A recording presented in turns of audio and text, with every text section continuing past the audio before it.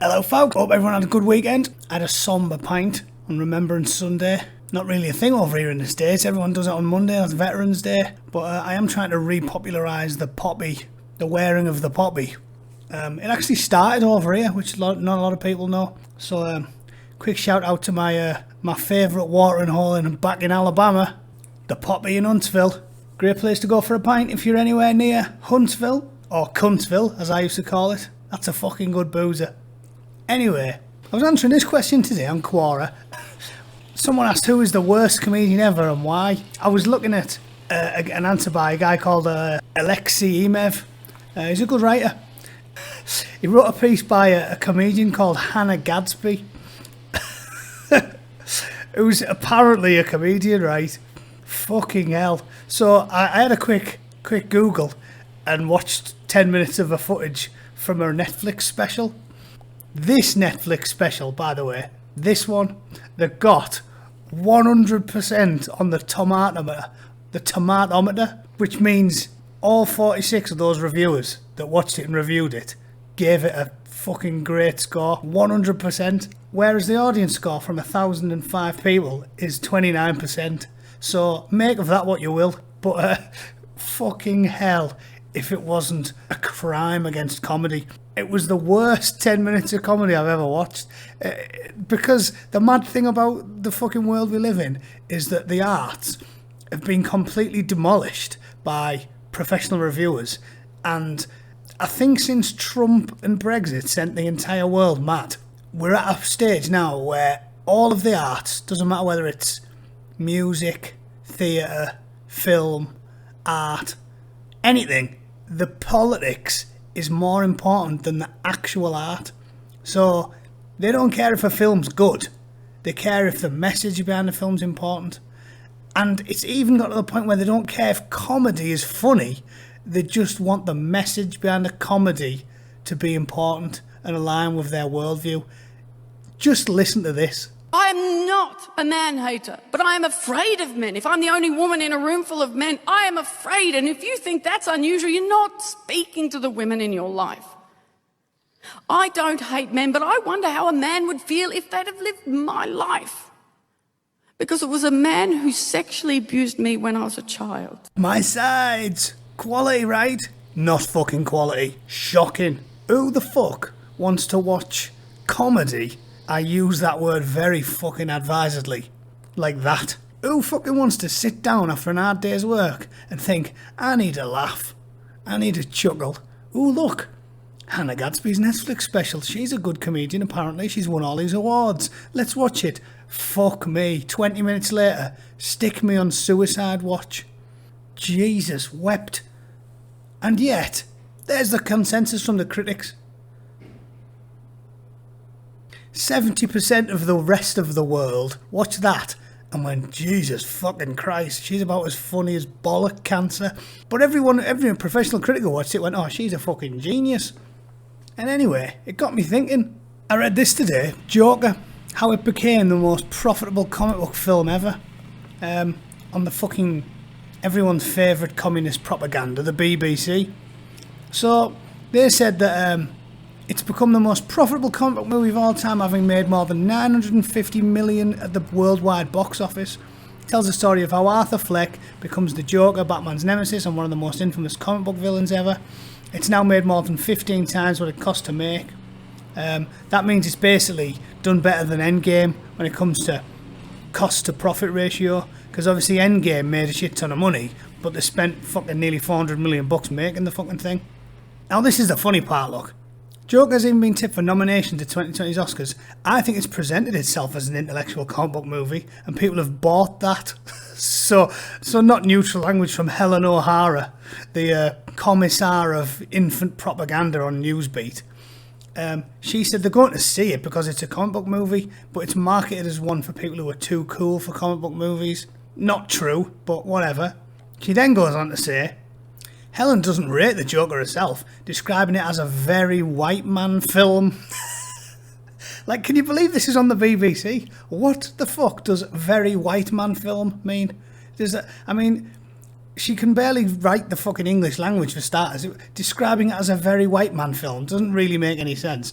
But I'm assuming she's trying to say that it's suitable for white people and nobody else, which is fucking ridiculous.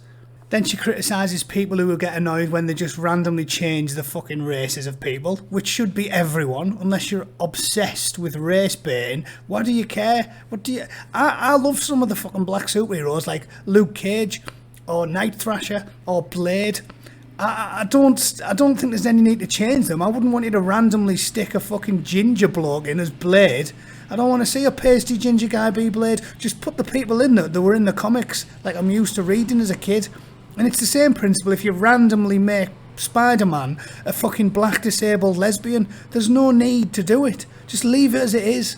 Leave it alone. That's what people are annoyed at. But nothing to do with being a racist. It's got to do with changing the canon, like randomly making all the Ghostbusters women. Why? What does that add to the story? Anyway, so this got me thinking. It's disgraceful that's on the youth wing of the BBC as well. Newsbeat is like for the young people, and this is the shit they're reading. But anyway, so got me thinking about the rest of the films on there. How did that one do? Joker, 69% off the critics, 89% off the audience.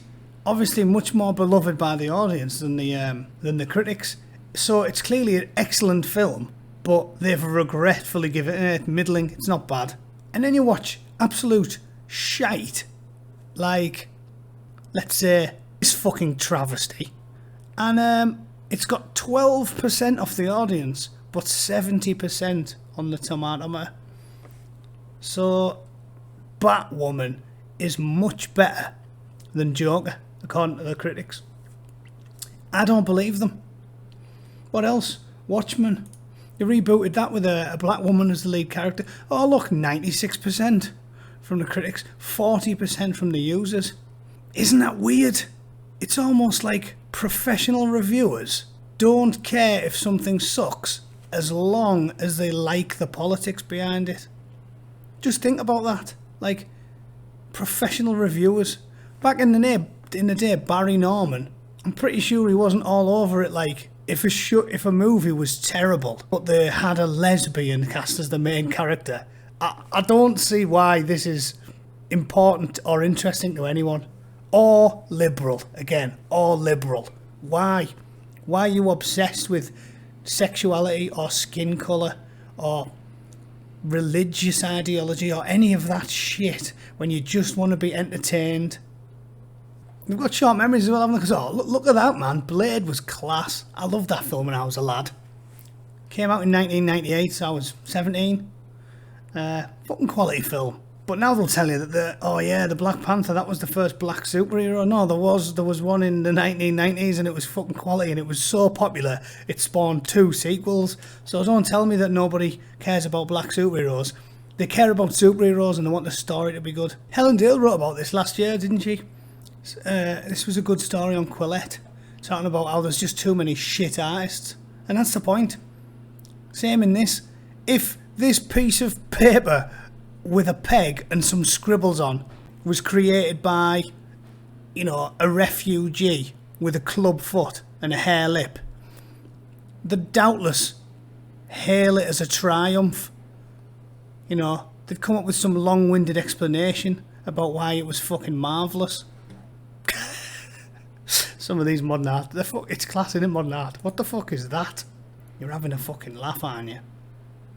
Yeah, look, that was probably done by a Somalian refugee. That just looks like someone, UPS, dropped something off the back of a wagon and then fucking nailed it to some drywall and stuck it in a gallery. Yeah, might have been done by a lesbian with a claw. That's probably what's happened there. And you can always rely on The Guardian as well. Same with books. Lionel Shriver talked about this, saying how she was getting attacked because she dared write fiction involving characters that were of a different gender or different colour than what she is. Like, madness. Not enough people are buying books, therefore it's killing diversity because poor brown people aren't able to write as much. Therefore we have to fucking subsidise the creation of shit books. It's fucking ridiculous. Let's listen to Lionel anyway. How did it become an extreme position? Well, I'm not entirely sure where it first cropped up, but there was this notion that that originally was making people hysterical in the fashion industry of all places, when a white model wanted to wear dreadlocks, or some designer had a kimono type theme, and it was called cultural appropriation. And back in 2016, when I gave the speech in Brisbane, this was not a household word, and I had to explain what it was in the speech. It had been applied to fiction very little, and it was difficult for me to find any examples to fill out the speech. And my biggest worry about that lecture was that I would bore the pants off the audience. I'm always worried about that. Because what I was saying was so self-evident, which is, I mean, this taboo against stealing from other cultures without permission, I don't know how you're supposed to get it, is a complete nightmare for a fiction writer. Fiction writers are thieves by their very nature, you know. We steal from everywhere, and it's one of those nice kinds of stealing that you get to keep what we took. Exactly. So it's like the perfect life, right? But, you know, fiction writers have to be able to speak with different voices and from different points of view. And if we're not going to have books that exercise a kind of effective apartheid, then and we're going to reflect Western life as it is currently conducted, then we need to be able to have as we now call it, a diverse cast. And this cultural appropriation taboo puts especially white writers in an untenable position. We're not supposed to, you know, borrow a couple of sugar without asking, but on the other hand, that means that we have all white casts, and you can't win. So the short version, folks, is simply this. Don't trust the reviews, don't trust the critics, don't trust certainly don't trust the tomatometer. The only thing you can trust is your own eyes and your own fucking ears, and probably your mates, like normal people. Normal people, regardless of race or colour or ideology or anything. Because normal people don't give a fuck. They just want to be entertained. They don't want to go and have a lecture in the movie theatre. They certainly don't want to watch comedy that's fucking depressing as fuck. Switch on a Netflix special expecting a laugh, and instead you get a fucking moralising speech about sexual assault. I mean, fuck me backwards. All the most highly rated books, theatre shows, movies, TV shows, music, works of art, you name it. If it's got fucking rave reviews from all the critics, it's probably a pile of shite. Crazy times, eh?